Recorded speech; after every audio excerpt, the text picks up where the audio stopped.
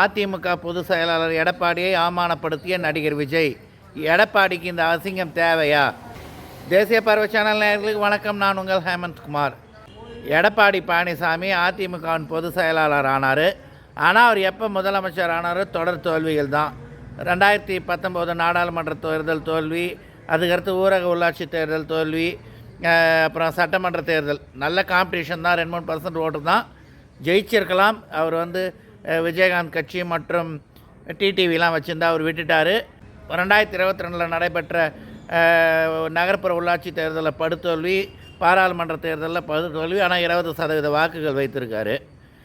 அவர் மற்ற கூட்டணி கட்சிக்கெலாம் சீட்டை அள்ளி கொடுக்கறது மாட்டார், ரொம்ப கிள்ளி கொடுப்பார். ஆனாலப்பட்ட பாமகவுக்கு 23 கொடுத்தாரு, பாஜகவுக்கு 20 தான் கொடுத்தாரு.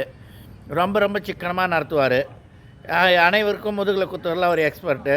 பிஜேபி கூட தயவில் ஆட்சி அமைச்சிட்டு பிஜேபி முதுகிலே குத்தினார். அந்தளவுக்கு அரசியல் நுணுக்கம் வாய்ந்தவர் எடப்பாடி. ஆனால் விஜய் தரப்பு என்ன, 70 சீட்டு 80 சீட்டு அதிமுக கூட்டணி கொடுக்குன்ற மாதிரி தான் பேச்சு ஓடிந்தது கடந்த 4-5 நாட்களாக. தினமலர், தினத்தந்தி மற்றும் பல மீடியாக்கள்லாம் அந்த மாதிரி தான் செய்திகள் வந்திருந்தது. அந்த மாதிரி தொடர்ச்சியாக செய்திகள் வந்திருக்கும் சூழலில் எடப்பாடியை பெருமையாக சந்தோஷமாக சொன்னார்.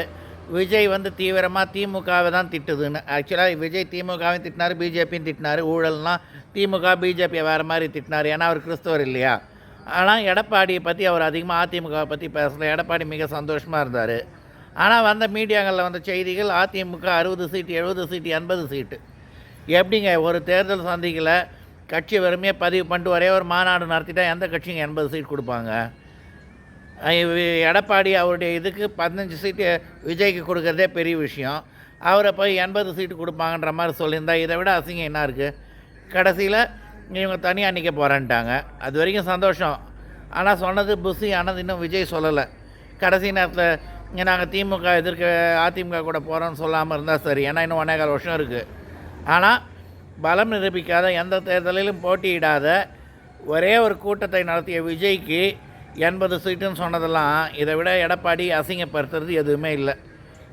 பிஜேபி கூட கூட்டணி வச்சுருந்தா அவர் மிக சிறப்பாக நல்லா இருந்திருப்பார். சில டேர்ம்ஸ் அண்ட் கண்டிஷன்ஸ் இருந்தால் அவர் தான் அனைத்தும் தெரியும்னு நினச்சி எல்லாம் பண்ணார்.